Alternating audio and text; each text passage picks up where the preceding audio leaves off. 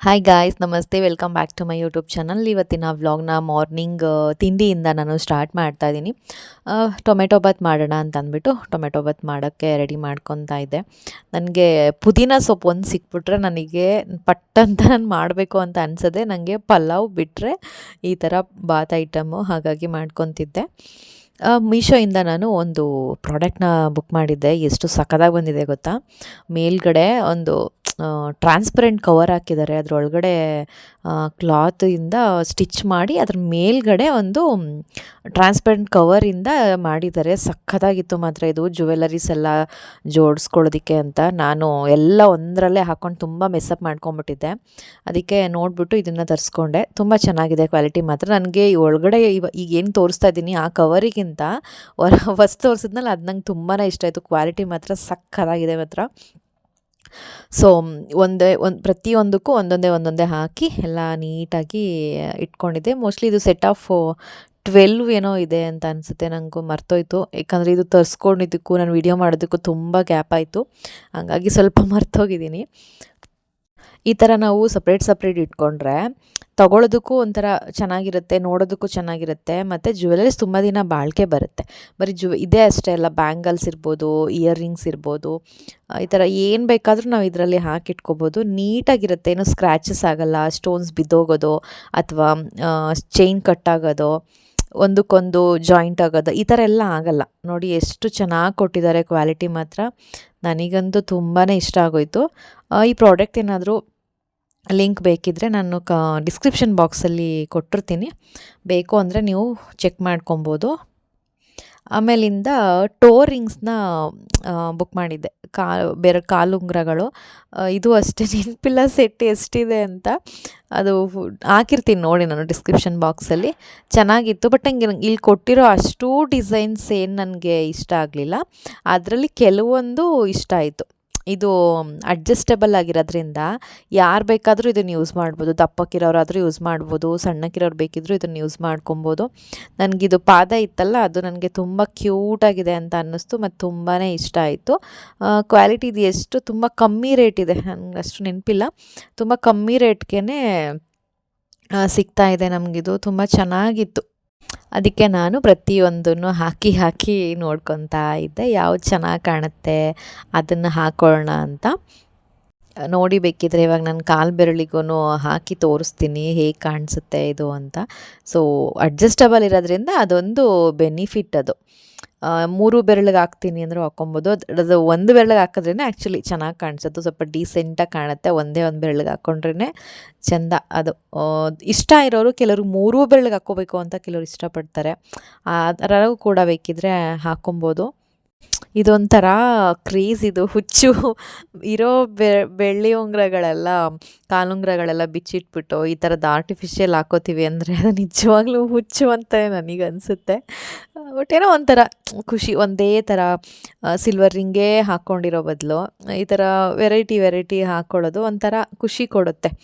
ಅದು ಕೆಲವ್ರಿಗೆ ಅದು ಕ್ರೇಜ್ ಇರುತ್ತೆ. ಆ ಥರ ನನಗೂ ಒಂದು ಕ್ರೇಜ್ ಇದೆ. ಈ ಕಾಲುಂಗುರಗಳಿರ್ಬೋದು, ಬೆರಳಿಗೆ ಉಂಗುರಗಳಿರ್ಬೋದು.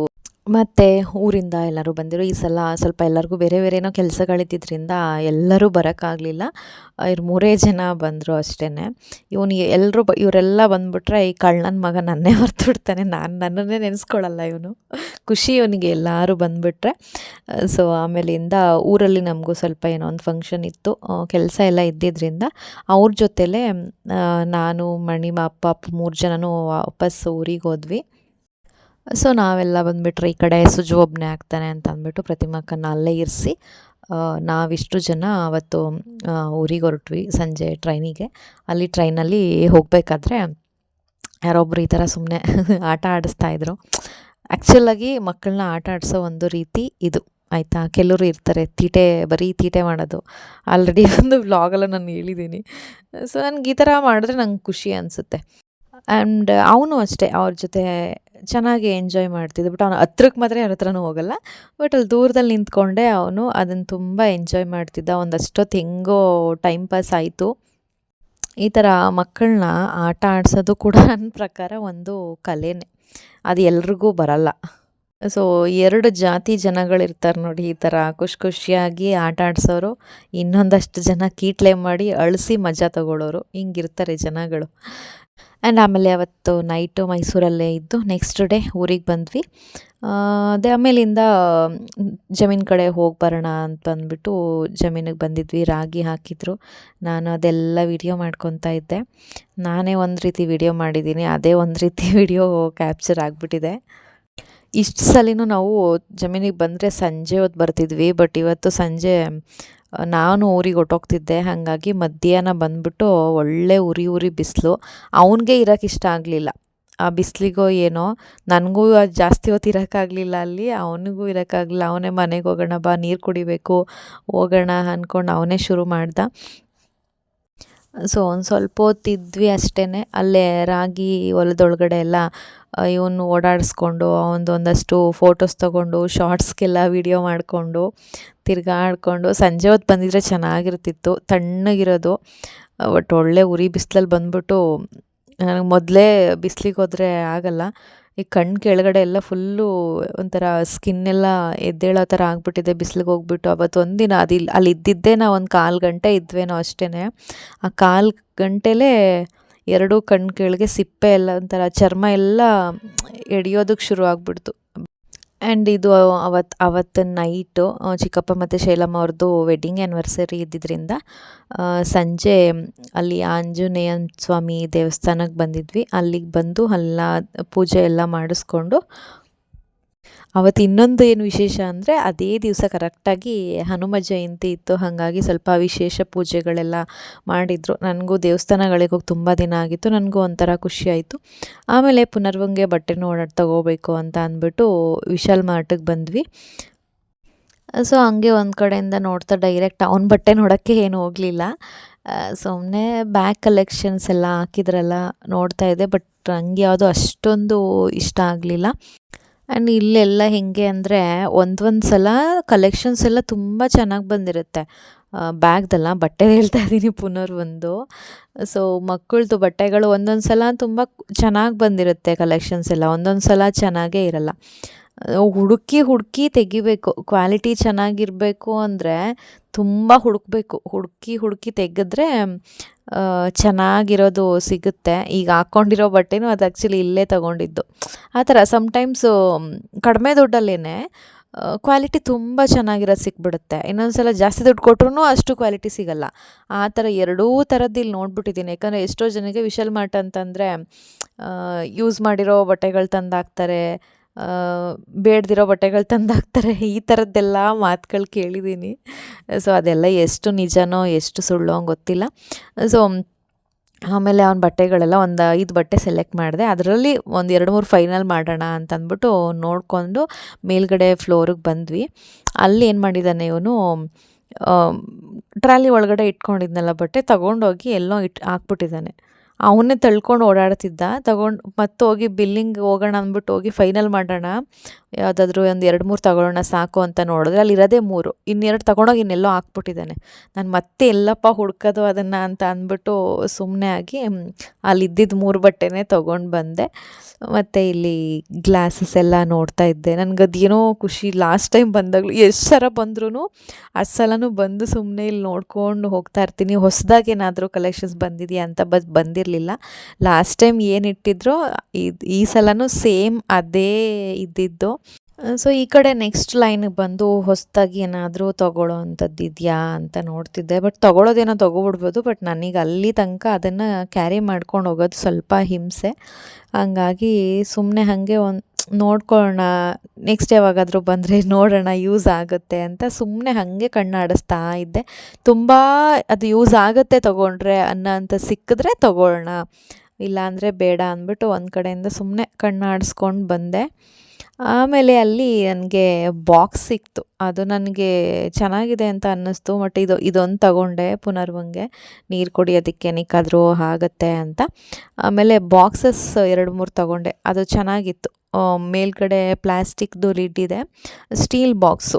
ಅವ್ನಿಗಿವಾಗ ನಾನು ಎಲ್ಲಾದರೂ ಹೊರಗಡೆ ಹೋಗ್ಬೇಕಾದ್ರೆ ಫ್ರೂಟ್ಸ್ ಎಲ್ಲ ಹಾಕ್ಕೊಂಡು ಹೋಗೋದಕ್ಕೆ ಚೆನ್ನಾಗಿರುತ್ತೆ, ದಾಳಿಂಬೆ ಕಾಳೆಲ್ಲ ಬಿಡಿಸಿ ಇಟ್ಕೊಬೋದು ಅಂದ್ಬಿಟ್ಟು. ಈಗ ಆ್ಯಪಲೆಲ್ಲ ಆ್ಯಪಲ್ ಅಥವಾ ಇನ್ನೊಂದು ಏನೋ ಹಾಕ್ಕೊಂಡು ಹೋಗ್ಬೋದು, ಚೆನ್ನಾಗಿರುತ್ತೆ. ಪ್ಲಾಸ್ಟಿಕ್ ಬಾಕ್ಸ್ ಎಲ್ಲ ಕ್ಯಾರಿ ಮಾಡ್ಕೊಂಡು ಹೋಗೋ ಬದಲು ಈ ಥರದ್ದು ಸ್ವಲ್ಪ ಚೆನ್ನಾಗಿದೆ ಅಂತ ಅನ್ನಿಸ್ತು. ಹಾಗಾಗಿ ಇದೊಂದು 2 ಬಾಕ್ಸ್ ತೊಗೊಂಡೆ ಅವನಿಗೋಸ್ಕರನೇ ಅಂತಲೇ. ಇದೆಲ್ಲ ಆಲ್ಮೋಸ್ಟು ನಾನು ತೊಗೊಂಡಿದ್ದು 4 ಐಟಮ್ ಏನೋ ತೊಗೊಂಡೆ, ಅಷ್ಟು ವಿತಿನ್ 100 ಬಂತು. ಇದು ಗ್ಲಾಸ್ದು ಚೆನ್ನಾಗಿತ್ತು ನೋಡೋದಕ್ಕೆ, ಬಟ್ ಗ್ಲಾಸ್ ಇತ್ತು, ಗ್ಲಾಸ್ ಅದು. ಅದಕ್ಕೆ ವಾಪಸ್ ಹಂಗೆ ಇಟ್ಬಿಟ್ಟೆ. ಗ್ಲಾಸ್ ಎಲ್ಲ ಇವನು ಇಟ್ಕೊಂಡು ಆ ಗ್ಲಾಸ್ದೆಲ್ಲ ಸ್ವಲ್ಪ ಮನೇಲಿ ಯೂಸ್ ಮಾಡೋದು ಸ್ವಲ್ಪ ಕಷ್ಟ ಆಗುತ್ತೆ. ಅದ್ರಲ್ಲಿ ಅವನಿಗೆ ಕೊಡೋ ಅಂಥ ಐಟಮ್ಸ್ ಆದರೆ ಇದ್ದಿದ್ದು ಕಷ್ಟ. ಅಲ್ಲಿರೋದೆಲ್ಲ ನೋಡಿಕೊಂಡು ಪೂಜಾ ಇದು ಬೇಕಾ ಇದು ಬೇಕಾ ಅಂತ ಎಲ್ಲನೂ ತೋರಿಸ್ತಿದ್ದ. ಅದು ಬೇಕಾ ಇದು ಬೇಕಾ ಇದು ತಗೋ ಅದು ತಗೋ ಅಂತ ಅಂದ್ಕೊಂಡು. ಅವ್ನು ನಿಂತ್ಕೊಂಡಿದ್ದ ಆಪೋಸಿಟ್ ಲೈನಲ್ಲೇ ಚಾಕ್ಲೇಟ್ಸು ಬಿಸ್ಕೆಟ್ಸು ಎಲ್ಲ ರಾಶಿ ರಾಶಿ ಇತ್ತು. ಬಟ್ ಅವ್ನಿಗಾದ್ರೂ ಅದು ಏನು ಅಂತಲೇ ಗೊತ್ತಿಲ್ದಿರೋದ್ರಿಂದ ಅವನು ಆ ಕಡೆ ತಿರುಗೂ ನೋಡಲಿಲ್ಲ. ಅಂತು ಏನೋ ಇಟ್ಟಿದ್ದಾರೆ ಅಂತ ಅಂದ್ಕೊಂಡು ಅವ್ನ ಪಾಡಿಗೆ ಅವ್ನು ಓಡಾಡ್ತಿದ್ದ. ಸೊ ಆಮೇಲಿಂದ ಅಲ್ಲಿ ಬಟ್ಟೆ ಎಲ್ಲ ತೊಗೊಂಡು ರೋಟಿಗರ್ಗೆ ಬಂದ್ವಿ. ತುಂಬ ವರ್ಷನೇ ಆಗೋಗಿದೆ ಆ್ಯಕ್ಚುಲಿ ರೋಟಿಗರಿಗೆ ಬಂದು. ನಾವು ನನ್ನ ಪ್ರೆಗ್ನೆನ್ಸಿ ಟೈಮಲ್ಲಿ, ಅದು ಪುನರ್ವನ್ ಪ್ರೆಗ್ನೆನ್ಸಿ ಟೈಮಲ್ಲಿ ಬಂದಿದ್ದಕ್ಕೆ ಇವಾಗ ಬರ್ತಾಯಿದ್ದೀವಿ. ಆಲ್ಮೋಸ್ಟ್ ಆಯಿತು ಅನಿಸುತ್ತೆ, 3 ವರ್ಷನೇ ಆಗೋಯ್ತು ಇವಾಗ ಬಂದ್ವಿ. ಆ್ಯಂಡ್ ಇದು ನೆಕ್ಸ್ಟ್ ಡೇ ವಿಡಿಯೋ. ಅಲ್ಲಿಂದ ನೆಕ್ಸ್ಟು ನಾನು ನಮ್ಮೂರಿಗೆ ಬಂದೆ. ಹೆಂಗೆ ಅಂದರೆ ಇದ್ದಿದ್ದು 4 ದಿವಸ ಎಲ್ಲ ಊರಲ್ಲೂ, ನಮ್ಮೂರಲ್ಲಿ ಒಂದಿನ, ಮಣಿಯವ್ರ ಊರಲ್ಲಿ ಒಂದಿನ, ಅಲ್ಲೊಂದಿನ ಇಲ್ಲೊಂದಿನ, ಹೀಗೆ ಮೈಸೂರಲ್ಲಿ ಒಂದಿನ, ಎಲ್ಲ ಊರಲ್ಲೂ 4 ದಿವಸನೂ 4 ಊರಲ್ಲಿ ಟೈಮ್ ಸ್ಪೆಂಡ್ ಮಾಡಿಕೊಂಡು 4 ನೈಟು 4 ಊರಲ್ಲಿ ಇದ್ವಿ ನಾವು. ಆ್ಯಕ್ಚುಲಿ ಅಜ್ಜಂಪುರ ಬಿಟ್ಟು ಊರಿಗೆ ಹೋಗ್ತೀವಿ ಅಂತ ಬಂದರೆ ನಮ್ಗೆ ಹಿಂಗೇನೆ, ನಾವು ಎಲ್ಲೂ ಒಂದು 3 ದಿನ 2 ದಿನ ಇರೋಕ್ಕೆ ಆಗಲ್ಲ. ಎಲ್ಲ ಕಡೆನೂ ಸ್ಟೇ ಆಗಿ ಯಾಕಂದರೆ ಎಲ್ಲರೂ ಕಾಯ್ತಾ ಇರ್ತಾರೆ, ಇವನು ಬರ್ತಾನೆ ಪುನರ್ವ ಬರ್ತಾನೆ ಅಂತ. ಹಂಗಾಗಿ ಯಾರಿಗೂ ನಿರಾಸೆ ಆಗಬಾರ್ದು ಅಂತ ಎಲ್ಲ ಊರಲ್ಲೂ ಒಂದೊಂದು ನೈಟ್ ಇದ್ದು ಟೈಮ್ ಸ್ಪೆಂಡ್ ಮಾಡಿಕೊಂಡು ಬರ್ತೀವಿ.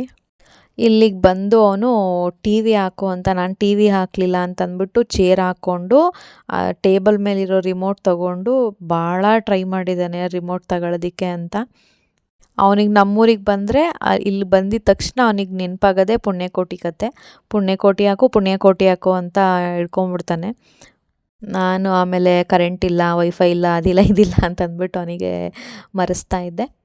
ಸೊ ನೆಕ್ಸ್ಟು ವಾಪಸ್ 4 ಡೇಸ್ ಕಳೀತು. ಹೆಂಗೋ ಗೊತ್ತೇ ಆಗಲಿಲ್ಲ ಹೆಂಗೆ ಹೋಯ್ತು ಆ 4 ದಿನ ಅಂತ. ಸೊ ಟ್ರೈನಿಗೆ ಬಿಡಿಸ್ಕೊಂಡ್ವಿ. ಸೊ ವಾಪಸ್ ಅಜ್ಜಂಪುರಕ್ಕೆ ಹೊರಡ್ತಾ ಇದ್ವಿ. ಬರಬೇಕಾದ್ರೆ ಇರೋ ಖುಷಿ ವಾಪಸ್ ಹೋಗುವಾಗ ಯಾವ ಸಲಿನೂ ಇರಲ್ಲ. ಅಯ್ಯೋ ಇನ್ನೊಂದು 2 ದಿವಸ ಇರಬೇಕಿತ್ತು ಅಂತಲೇ ಅನಿಸುತ್ತೆ. ಓಕೆ ಗಾಯ್ಸ್, ಈ ವ್ಲಾಗ್ ಎಂಡ್ ಮಾಡ್ತಾ ಇದ್ದೀನಿ.